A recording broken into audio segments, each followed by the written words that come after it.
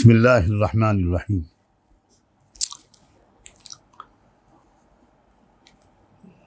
भाइयों और बहनों और नौजवानों, पैलेस्टाइन का मसला असल में क्या है, मैं ज़रा इसको बहुत विस्तार से आपको समझाने की कोशिश कर रहा हूँ। जहाँ तक इस सिलसिले में मैंने कल के अपनी स्पीच में आपको बताया था, वो था कि 1948 में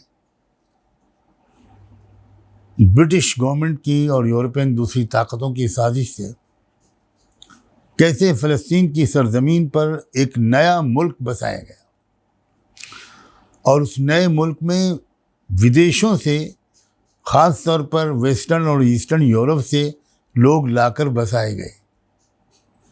यानी मूल निवासियों से ज़मीन को छीनकर विदेशी लोगों को किस तरह वहाँ पर लाकर बसाया गया, इसका मैंने आपसे कुछ तफसील से आपको इस बारे में बताया था।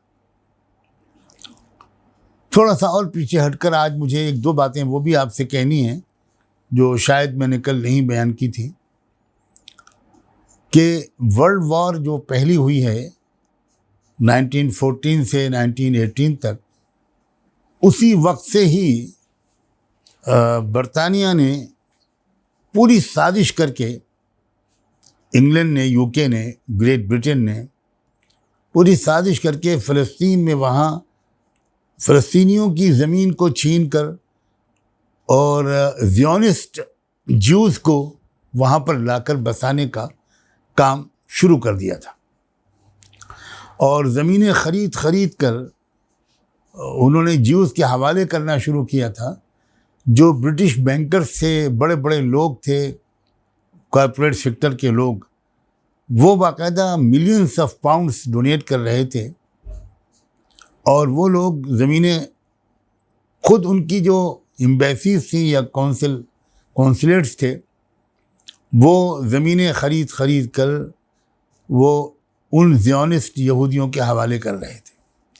तो बहुत ही मेन रोल जो इसमें है वो असल में ब्रिटेन का है। और अब अंग्रेज़ों की तारीख़ से, उनकी फितरत से, उनके मिजाज से, उनके षड्यंत्रकारी मिजाज से जो लोग वाकिफ़ हैं, उनके सामने तो ज़्यादा तफसील से बताने की ज़रूरत नहीं है। लेकिन हमारे बहुत से लोग हैं जो भारतीय ब्राह्मणों के षड्यंत्रकारी मिजाज से तो वाकिफ़ हैं। भारतीय ब्राह्मण का मतलब वो ब्राह्मण या वो विदेशी जो यहाँ आकर बसे। लेकिन वो आर्यंस जो यूरोप के देशों में जाकर गए, उन्होंने वहाँ जो कब्ज़ा किया, जिनके गुरु घंटाल अंग्रेज़ थे, उनकी जो तबीयत में, मिजाज में साजिशें थीं, तोड़ना था, लड़ाना था, डिवाइड एंड रूल, उससे आमतौर पर हमारे बहुत से लोग शायद वाकिफ़ नहीं हैं, ख़ास तौर पर नॉन मुस्लिम। ज़रूरत तो है इस बात की कि उससे भी अच्छी तरह वाकिफ़ियत हो। बहरहाल मैं इसी वजह से थोड़ी सी बातें आज आपसे और भी बताऊंगा। वाइज़मैन एक लीडर गुजरा है जिसका बहुत असर और रसूख था ब्रिटेन में। उसने बहुत बड़ा रोल प्ले किया, बहुत ज़बरदस्त माल को खर्च किया, सिर्फ इसलिए कि फ़लस्तीन के मूल निवासियों से ज़मीनों को छीना जाए और उनको वहाँ से निकाला जाए और वहाँ पर ज़ियोनिस्ट ज्यूज़ को लाकर बसाया जाए। फिर एक वक्त आया कि ब्रिटिशर्स ने बड़ी साजिश करके, और जो अरब पेनिनसुला है, जहाँ आज सऊदी अरबिया जिसका नाम है, उसमें उन्होंने आपस में लड़वाया। जो वहाँ का उस वक्त का रूलर था उसको लड़वाया। और एक लंबी कहानी है कि किस तरह वो साजिश कामयाब हुई। लॉरेंस नाम का एक ब्रिटिश एजेंट था, जो अरबों की तरह की अरबी बोलता था और बिल्कुल अरब ड्रेस में रहता था, ऊँट की सवारी करता था, और उसने अरबों का बड़ा कॉन्फिडेंस अपने हासिल कर लिया था और उसने अरबों को तुर्कों से लड़वाया। बहुत भयानक हिस्ट्री है ये, किस तरह अरब धोखे में आए और बेवकूफ़ बने और किस तरह उस्मानी तुर्कों से अरबों की ज़बरदस्त लड़ाई हुई। और मकसद उसका क्या था? मकसद उसका ये था कि किसी तरह अरबों को ये लालच दी जाए कि अगर तुम उस्मानी तुर्कों से लड़ पड़ोगे तो उस्मानी तुर्कों का जो इस वक्त हुकूमत है फ़लस्तीन पर, इराक़ पर, शाम पर, ये हम उस हुकूमत को गिरवा देंगे और ये सारा इलाका सब तुम्हारे हवाले कर देंगे। अरब बड़े खुश हुए कि हमको तो बैतुल मुक़द्दस भी मिल जाएगा, फ़लस्तीन भी मिल जाएगा, इराक़ और शाम भी मिल जाएगा, और वो बिल्कुल नहीं समझे कि हमको धोखा देने वाले हैं ये लोग। और बिल आखिर एक बगावत का ऐलान कर दिया। उस वक्त के अरब पेनिनसुला के रूलर, जिसका नाम शरीफ हुसैन था, उसने 1916 में एक बगावत कर दी अब तुर्कों के ख़िलाफ़, और इसके नतीजा ये हुआ कि ये जो अरब का मुल्क था ये ब्रिटिश गवर्नमेंट का एलाई बन गया। ये अजीब तारीख़ है, ये गद्दारी की तारीख़, पीठ के पीछे छुरा घोंपने की तारीख़। अब बरतानिया ने क्या किया कि जब उस्मानिया सल्तनत, ओटोमन एम्पायर की गिरफ्त कमज़ोर हो गई, तो उसने इराक़ और शाम के फ्यूचर के बारे में ये फ्रांस से बातचीत शुरू की। पहले वादा किया था कि अरबों को कि हम तुमको दे देंगे, लेकिन जब अरबों ने वो काम कर दिया जो वो कराना चाहते थे, तो उन्होंने इराक़ और शाम से फ़लस्तीन के बारे में, इराक़ और शाम के बारे में फ्रांस से गुफ्तगू शुरू की। बाद में इसमें रूस भी शामिल हो गया और बिल आखिर मई 1916 में एक साइक्स पिको एग्रीमेंट मशहूर है, वो हुआ इन ताकतों के दरमियान। उसमें तय हुआ कि इराक़ का जो ज़्यादातर हिस्सा है और ईस्टर्न जॉर्डन और पैलेस्टाइन में हीफा तक का इलाका, ये तीनों चीज़ें, ये तीनों मुल्क गोया ये बरतानिया को मिल जाएंगे। बंदरबाट हो रही थी और ब्रिटिश सरकार वहाँ पर चलाएगी इन मुल्कों को, और लिबनन और सीरिया ये फ्रांस को मिल जाएगा। आप सोचें ज़रा, आप देखो ज़रा क्या क्या मतलब है इसका। ये मुल्क जिनके हैं वो चलाएंगे, भाई आप कौन होते हो?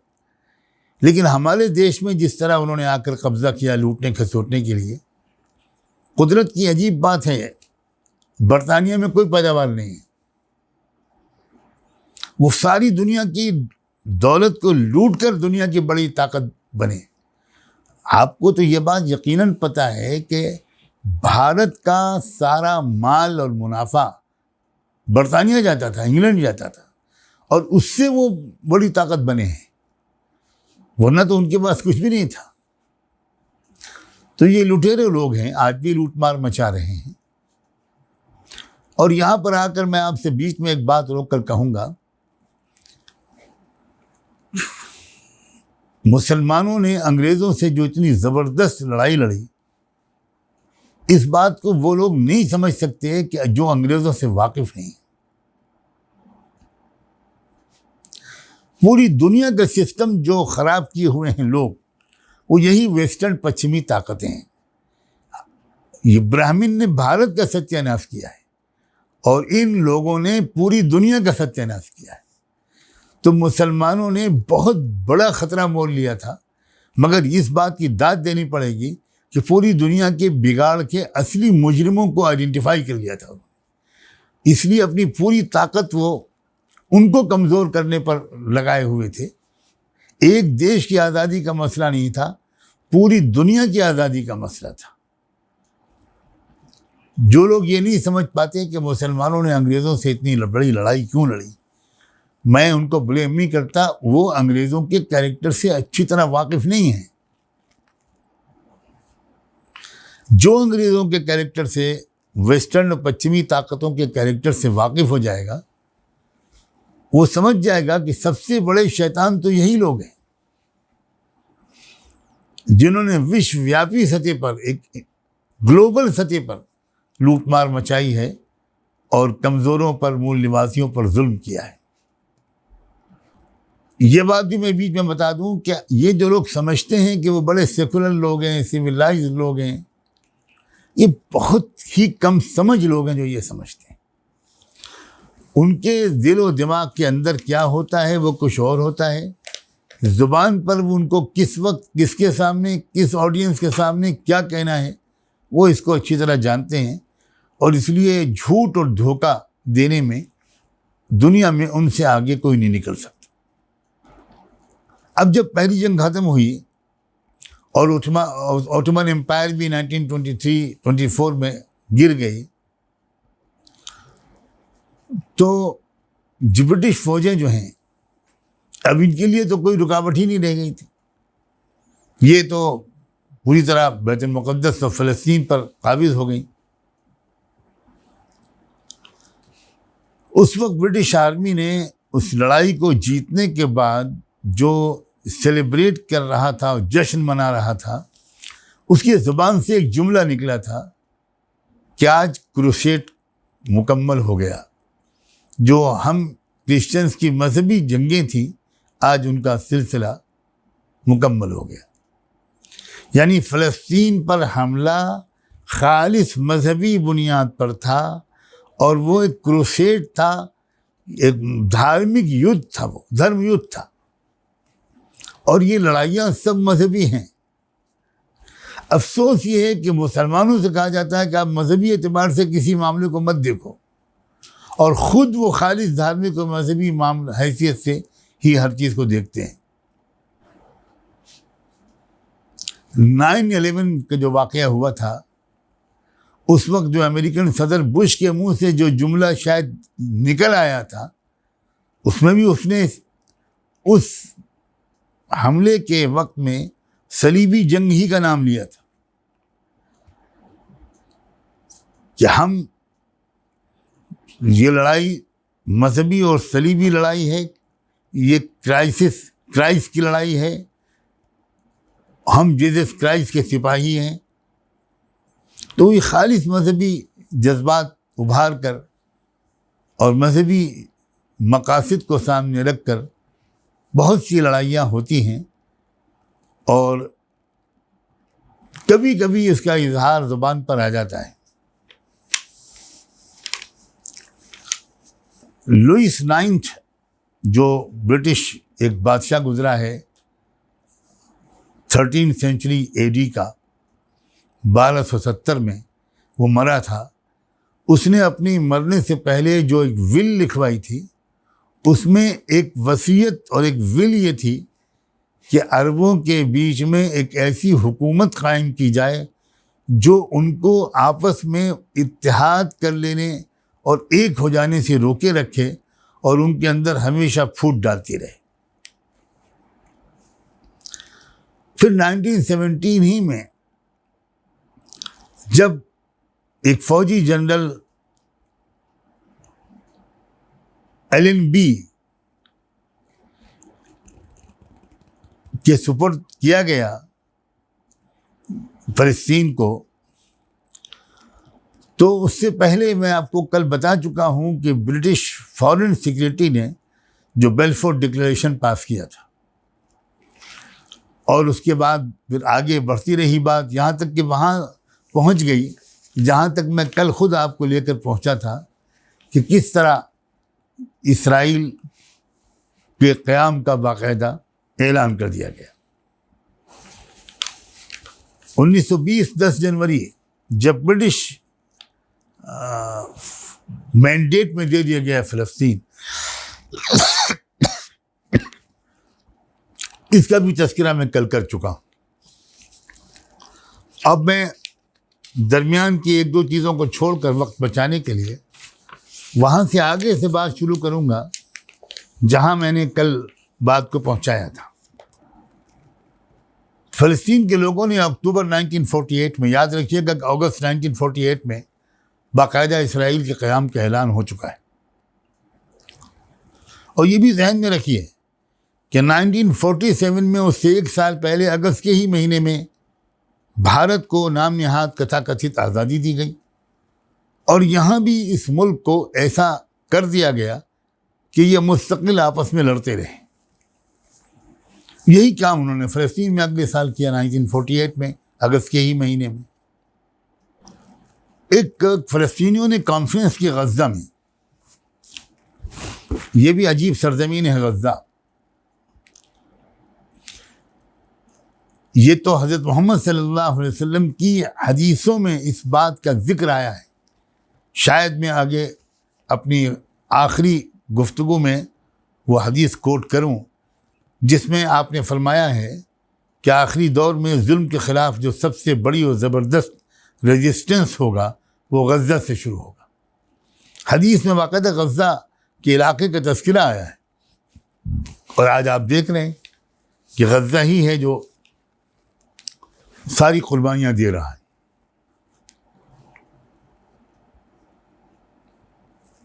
अफसोस ये है कि 1948 में जो फ़लस्तीन के लोगों ने आज़ादी की लड़ाई और इन बाहर से आने वाले लोगों को निकालने के लिए अपने बहुत मामूली रिसोर्सेज के ज़रिए से एक मुकाबला और संघर्ष शुरू किया, तो उस वक्त ख़ुद अरब हुकूमतों ने इन फ़लस्तीन के मुजाहिदों को रोक दिया और बिल आखिर यहूदियों को एक परमानेंट, एक मजबूत हुकूमत वहाँ बनाने का मौका मिल गया।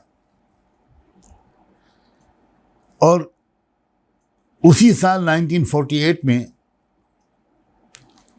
इस्राएली फ़ौज ने फ़लस्तीनियों का एक ज़बरदस्त कत्लेआम शुरू किया, एक मास किलिंग शुरू की, जिसमें 258 फ़लस्तीनी शहीद हुए और तकरीबन 60% फ़लस्तीनियों को अपने वतन से हिजरत करके उन बस्तियों में पनाह लेनी पड़ी जहां खुद यहूदी पहले से हुकूमत कर रहे थे। और 30,000 के करीब लोग वो फ़लस्तीन के ही मुख्तलिफ़ इलाक़ों में जो ऑक्युपाइड इलाके थे वहाँ कैंपों में जाकर बस गए। उसके बाद आगे 1955 में, 1955 में स्विस कैनाल पर ब्रिटेन और फ्रांस ने मिलकर हमला कर दिया। स्विस कैनाल को नेशनलाइज कर लिया था मिस्र की गवर्नमेंट ने, लेकिन 1956 में हमला हो गया। मिस्र की फ़ौजों ने अच्छा मुकाबला किया, लेकिन अमेरिका और सोवियत यूनियन वो ज़रा अलग थलग से रहे और इसके नतीजे में 23 दिसंबर को 1956 को ब्रिटिश और फ्रेंच फ़ौजों को मिस्र से वापस जाना पड़ा। अब जो ब्रिटिश साम्राज्य का जो मूड था, जो उसका रोल था और है, वो आपकी समझ में यकीनन पहले से ज़्यादा आ गया होगा। ये पूरा सिलसिला उस वक्त से चलता रहा। 1967 में एक ज़बरदस्त हमला इसराइल की फ़ौजों ने फिर किया और उसमें एक बार फिर सीरिया का और जॉर्डन का कुछ हिस्सा, उसकी ज़मीनों पर इसराइल ने कब्ज़ा कर लिया और बड़ी बुरी तरह शिकस्त हुई उन फ़ौजों को जो किसी जज्बे के बगैर इसराइल से लड़ रहे थे। और ख़ुद अरब हुकूमतों ने भी जो कैरेक्टर उस ज़माने में अदा किया वो बहुत ही शर्मनाक है। अभी जो इसराइल का क़याम था 1948 से लेकर आज तक, हमेशा इसराइल अपनी सरहदों को आगे बढ़ाने की कोशिश करता रहा है। 56 में जो हमले का मैंने जिक्र किया उसमें भी यही उसका मकसद था। और उसके बाद ये सिलसिला 1967 में आगे बढ़ा और कामयाबी के साथ आगे बढ़ा। बहुत अप्स एंड डाउन्स हुए इस दरमियान में, और साम्राज्य के जेर असर अरब हुकूमतें भी इस कदर बंधी हुई थी, और अरब की राजपाट पर ऐसे लोगों को बिठाया गया था जिनकी वफादारी अपनी कौम से, मजलूमों से नहीं थी, बल्कि उनकी वफादारी पश्चिमी ताकतों के साथ ज़्यादा थी, इसलिए कि उन्हीं की मदद के सहारे उनका सिंहासन, उनका तख्त व ताज कायम था। अमेरिका का जो किरदार रहा है, मेरे पास अल्फाज नहीं हैं कि मैं अमेरिका और ब्रिटेन के किरदार को सही लफ्ज़ों में आपके सामने सच सच बयान कर सकूं। मेरे सामने कुछ नोट्स हैं जिससे शर्मनाक तफसीलात सामने आती हैं, और उनका जो एक ज़बरदस्त मुनाफिकाना डबल रोल रहा है दुनिया के अक्सर समस्याओं के पीछे और इस फ़लस्तीनी मसले के पीछे भी, उसको जब तक आदमी कोई तफसील से नहीं पढ़ेगा तब तक वो इन पश्चिमी ताकतों की साजिशी ज़हनियत को ठीक से समझ नहीं सकता।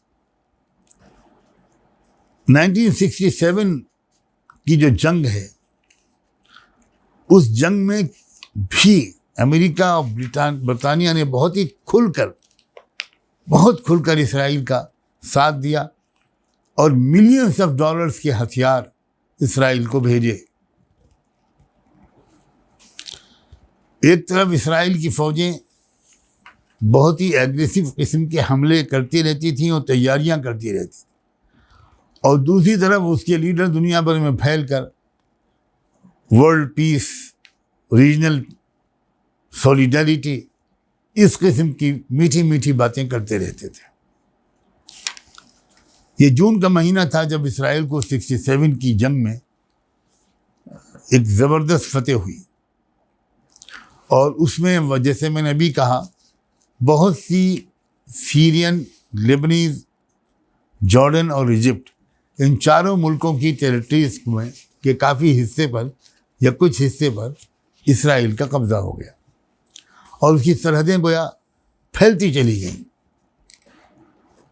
उस ज़माने में मशहूर लीडर था इसराइल का, डिफेंस मिनिस्टर था मोशे दायान, जो ज़रा ज़्यादा उम्र के लोग हैं उन्हें अच्छी तरह ये नाम याद होगा और इसका कैरेक्टर भी याद होगा। दो लोग इसराइल के बहुत ज़्यादा मशहूर हुए हैं। इसराइल के क्या, एक तो अमेरिका का था हेनरी किसिंजर, फॉरेन मिनिस्टर, और एक ये इसराइल का डिफेंस मिनिस्टर मोशे दायान। सितंबर के महीने में यूएनओ का इजलास हुआ, और जैसे कि यूएनओ का इजलास हमेशा होता है, वही नतीजा यूएनओ के उस इजलास का भी निकला।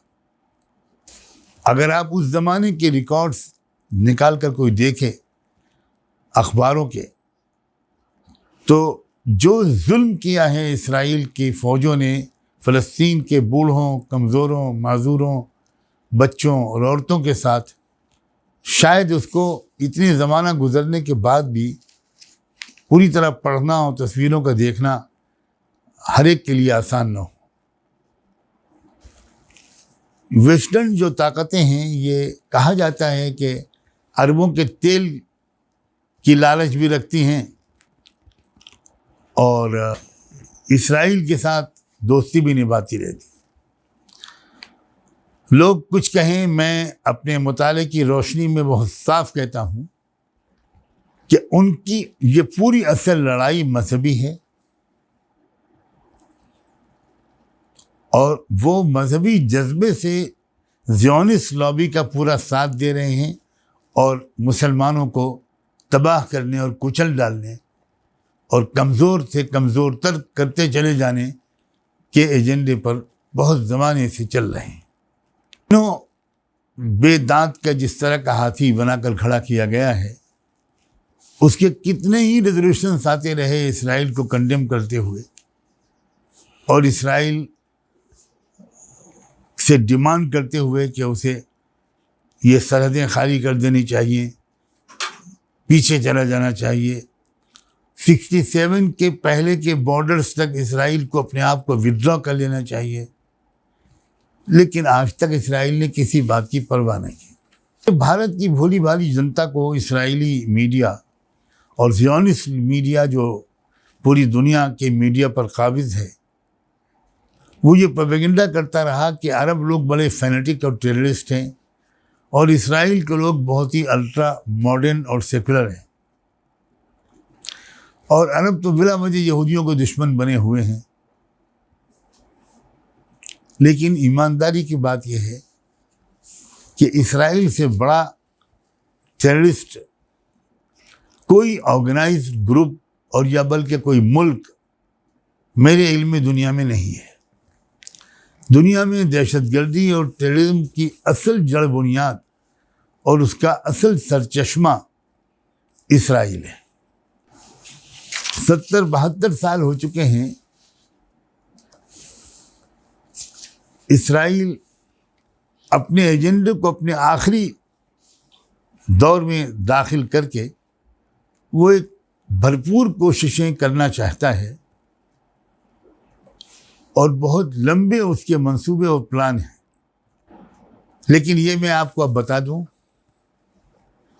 और यहीं पर आज मैं अपनी बात को मुकम्मल करूंगा कि अंजाम क्या होने वाला है कुरान मजीद के पढ़ने वालों और मोहम्मद रसूलुल्लाह सल्लल्लाहु अलैहि वसल्लम को पहचानने वालों को। इसमें कोई शक नहीं है कि अब शायद चंद साल बचे हैं इसराइल की उम्र के। मैं जानता हूं कि ये बात आप में से बहुत सौ को शायद समझ में ना आए और कुछ शक भी हो और ख़ासा ताज्जुब भी हो, और मैं अपनी आम तौर पर इस तरह की बातें कहने का आदी नहीं हूँ। लेकिन मैं इतना ही इस वक्त कह सकता हूँ कि बहुत यकीन के साथ कहा जा सकता है कि अब इसराइल की उम्र की उल्टी गिनती शुरू हो चुकी है। कौमों की उल्टी गिनती शुरू होती है तो 10-20 साल तो लग ही जाते हैं। जिस किस्म के हालात इस लेटेस्ट पिछले 2 हफ्ते के दरमियान वहाँ पर हुए हैं, अगर वो फ्यूचर का किसी तरह कुछ इंडिकेशन हम उससे ले सकते हैं तो वो इंडिकेशन उसके सिवा कुछ और नहीं होने वाला या नहीं हो सकता जो मैंने अभी आपके सामने पेश किया। ट्रैफिक डाउन शुरू हो गया है। अब से कुछ पहले तक पूरी दुनिया से ज्यूज आ रहे थे इसराइल, और ज़ियोनिस्ट लॉबी पूरी दुनिया की ज्यूज को बहुत ही एट्रैक्टिव इंसेंटिव्स देकर अपने यहाँ बुला रही थी। और उन्होंने तो गोया अब ये तक डिक्लेयर कर दिया है कि पूरी दुनिया में किसी भी मुल्क में रहने वाला कोई भी यहूदी होगा वो इज़राइल का बाशिंदा माना जाएगा और उसको इज़राइल की एयरपोर्ट पर उतरने के बाद जल्द से जल्द इज़राइली नेशनलिटी और पासपोर्ट दे दिया जाएगा। इसका साफ मतलब यह है कि जितने मैन पावर उनको चाहिए थी और जो उम्मीद थी वो अभी तक उनके पास नहीं है। और अब तो लेटेस्ट खबर यह है कि बाहर से नए ज्यूज का इसराइल में आना तो दूर की बात है, अब तो इसराइल में पहले से 30, 40, 50, 60 साल से रहने वाले जो ज्यूश ज़ियोनिस्ट लोग थे वो भी अब इसराइल छोड़ छोड़कर भाग रहे हैं। उन्हें भी यकीन हो गया है कि हमारा यहाँ मुस्तक़बिल महफूज नहीं है, और वो मजहबी जज्बा जो उनके बाप दादा को रहा होगा वो उन नौजवान नस्ल के अंदर नहीं है,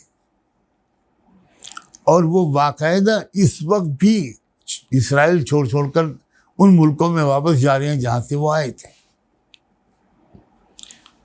तो ये अब दौर एक नया शुरू हो गया है।